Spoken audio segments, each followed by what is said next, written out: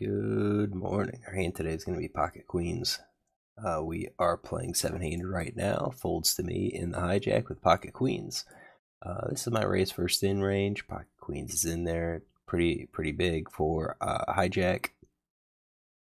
I definitely have been trying to increase my play. So this is what I'm targeting.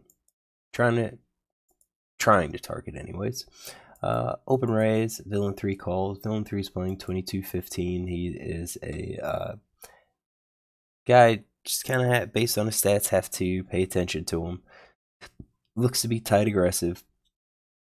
Right now he plays 27-18 from the button. He's got about a 6% 3-bet range. He's called 17%, so called 2-bet 17% of the time. So when I look at his range, I'm going to say he's probably 3-betting 10s plus, ace queen. And then I'm going to guess he's probably calling with this range. So, I figured to have him good. And then we get raised by an unknown player, 68 hands. Right now, he's playing 24-13, but this is the first 3-bet. So, for this player, I'm going to say he's probably queens plus ace king, just be something tight. He's out of position, raises it up to 14, so sizable range. Now, know that, right now he's got more pocket pairs than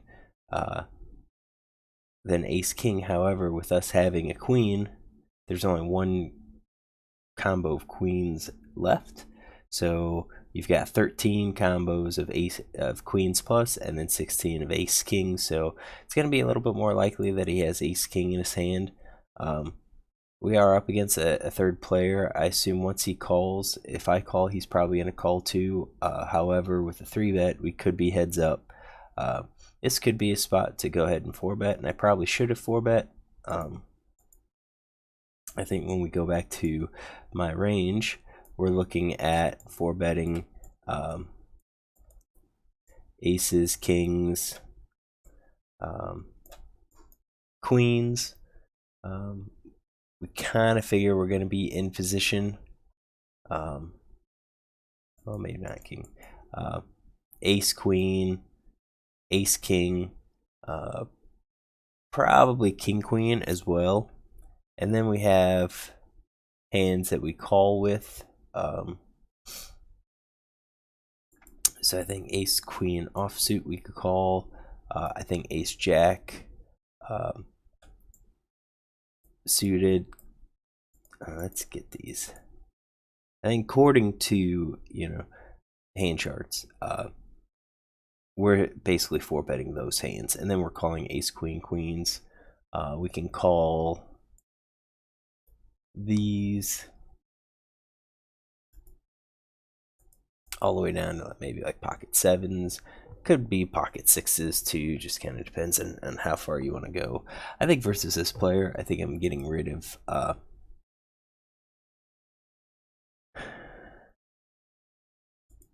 am probably getting rid of those hands.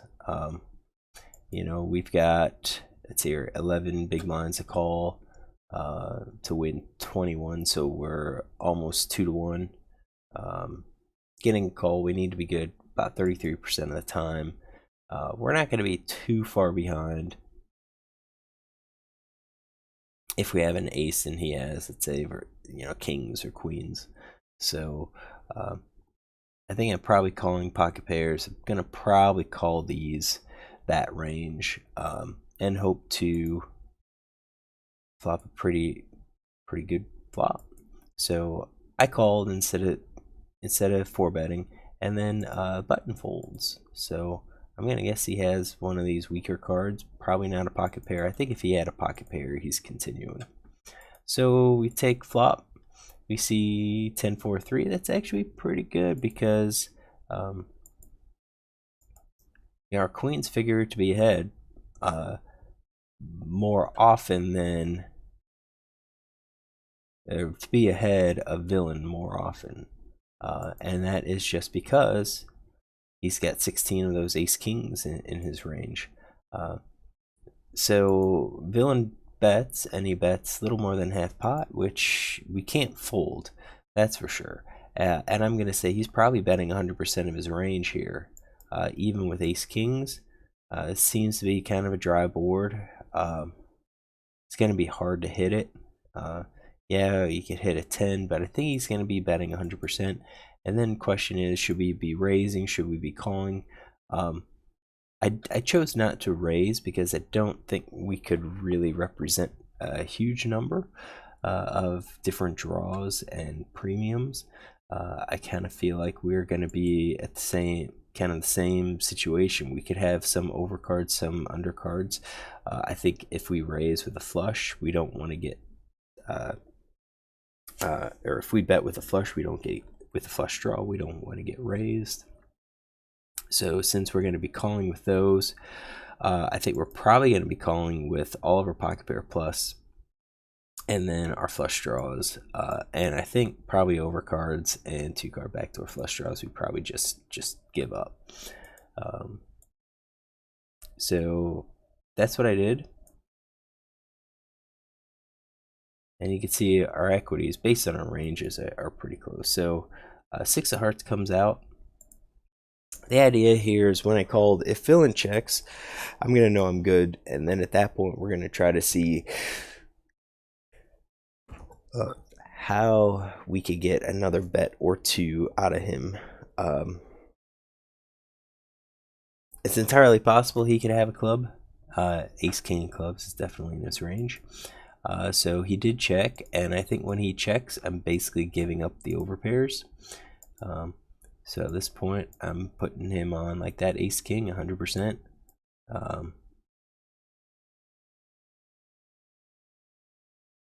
That's kind of what I think he has, and at that point, once he checks, I feel pretty good about my hand. So I think now I'm probably going to be betting all of the pairs plus, and possibly even our flush draws here. At this point, if he check raises us, so be it. But I think it's consistent with a lot of the hands.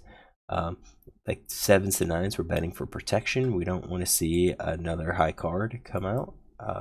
That could hurt our hand. We're gonna toss in flush draws as bluff. If he folds, hey, we just picked it up without having to hit our flush. So that's what we did, and I think this is my mistake. So at this point, I have once I checked, I don't think we have any hands in our range. And then queen of diamonds hits, and villain bets 27.5. Now perhaps villain is slow playing, so I think on the turn I should have been betting. I should have been firing out. Well, let's look at stack sizes. So basically, we would be betting pot. Yeah, maybe our stacks aren't deep enough. I think we still figure to be ahead.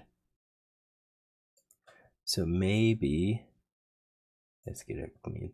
Maybe what we're looking at is set, maybe checking, and the overpairs we're checking.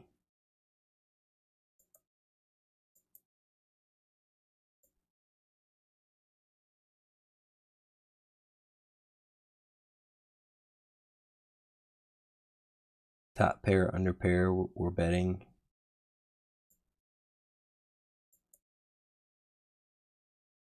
Yeah, flush draw. So maybe that's the better play.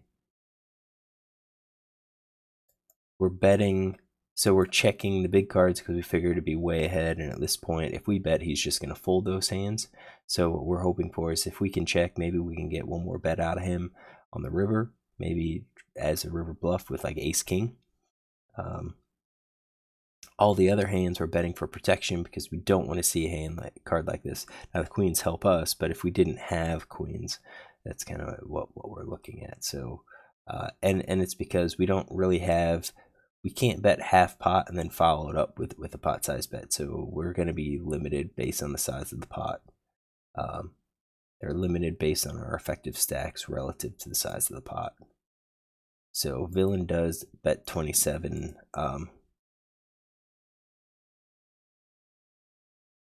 And he could be betting as a bluff.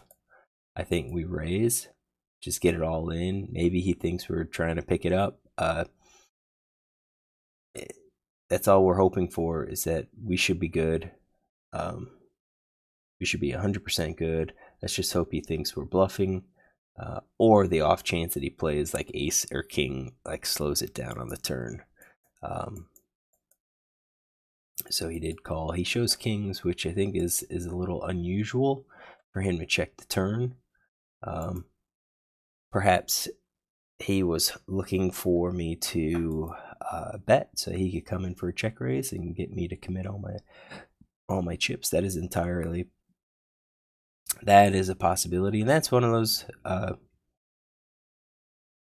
He played it well, maybe because he has seen me do some of those plays. So let's see here. Yeah, no, he really hasn't seen me do that. But I often play that way. They bet, I call on the flop, and then they check the turn, and I fire out a bet. And usually you need two. Sometimes you can get by with that first bet and you can win the pot. Other times you need two bets. You need the turn and the river. So I think what we'll do is just kind of take a note. So we do have his 3-bet range as kings. So I think we're just going to say...